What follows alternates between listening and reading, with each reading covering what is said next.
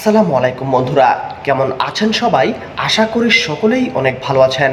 তো বন্ধুরা, জীবাশ্ম জ্বালানির উপর নির্ভরশীলতা ও পরিবেশ দূষণ কমাতে সারা বিশ্বেই বৈদ্যুতিক গাড়ির চাহিদা দিন দিন বাড়ছে। ভারত, চীন, জাপান সহ অনেক দেশই এখন বৈদ্যুতিক গাড়ি উৎপাদন করছে। তবে এই ক্ষেত্রে পশ্চিমা দেশগুলো অন্যদের চেয়ে একটু বেশি অগ্রসর।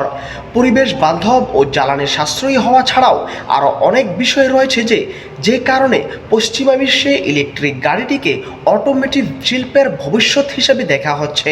ইউরোপীয় ইউনিয়ন ঘোষণা করেছে 2035 সালের মধ্যে তারা গ্যাসোলিন অর্থাৎ জ্বালানি চালিত গাড়ি উৎপাদন ও বিক্রি নিষিদ্ধ করবে এবং বৈদ্যুতিক গাড়ির ব্যবহার শতভাগ নিশ্চিত করবে। ফলে বাধ্য হয়ে গাড়ি নির্মাতাদের ইলেকট্রিক ভেহিক্যাল ইভি এর উৎপাদন বাড়াতে হচ্ছে।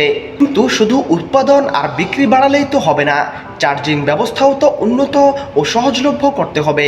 এই লক্ষ্যে ইউরোপীয় ইউনিয়ন 2030 সালের মধ্যে মহাসড়কের প্রতি 60 কিলোমিটারের মধ্যে অন্তত একটি করে চার্জিং স্টেশন স্থাপনের পরিকল্পনা হাতে নিয়েছে। আমেরিকান প্রশাসন ঘোষণা করেছে 2030 সালের মধ্যে আমেরিকায় বিক্রি হওয়া নতুন গাড়ির 50% হবে ইলেকট্রিক গাড়ি। এই লক্ষ্যকে বাস্তবায়নের জন্য কর ছাড় এবং প্রণোদনা বৃদ্ধির মতো পরিকল্পনা হাতে নিয়েছে তারা।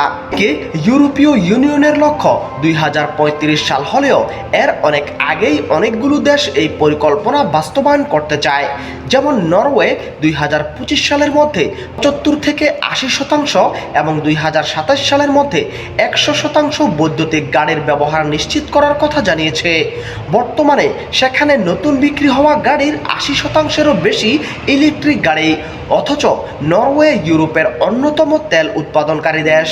শুধু নরওয়ে বা আমেরিকা নয়, ইউরোপের অন্যান্য দেশেও ইভির বাজার বৃদ্ধি পেয়েছে।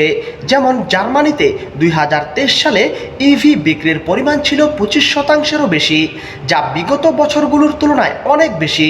ফ্রান্সের শেয়ার বাজারে ইলেকট্রিক গাড়ির শেয়ার বেড়েছে 15%। যুক্তরাজ্য 2030 সাল থেকে পেট্রোল ও ডিজেল চালিত গাড়ি বিক্রি নিষিদ্ধের ঘোষণা দিয়েছে।